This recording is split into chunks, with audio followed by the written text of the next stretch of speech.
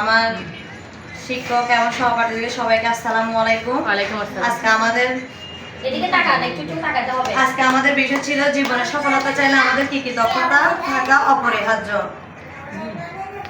নিজের পায়ে দাঁড়ানো, একা চলতে ভয় না পাওয়া, সবাইকে বিশ্বাস না করা, নিজের দুর্বল মনে না করা, সবাইকে নিজের দুঃখের কথা না বলা, সব কাজ আগামী দিনের জন্য ফেলে না রাখা, অতিরিক্ত চিন্তা না করে সামনের দিকে এগিয়ে যাওয়া, সবার আগে নিজেকে গুরুত্ব দেওয়া, পিছিয়ে লোকে কি বলবে তা এড়িয়ে চলা, সঠিক সময় ব্যবহার করা, কঠোর পরিশ্রম করা, মাঝে মাঝে লোকের কথা কান না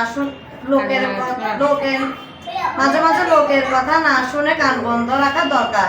কারো সম্পর্কে সমালোচনা না করা, কারোর সাথে অযথা পরামর্শ না করা, অযথা তর্ক না করা, নিজের পরিবারের সম্পর্কে কারোর সাথে সমালোচনা না করা, কষ্ট দিয়ে কাউকে কথা না বলা, শত্রুর সাথে বন্ধু গড়ে তোলা।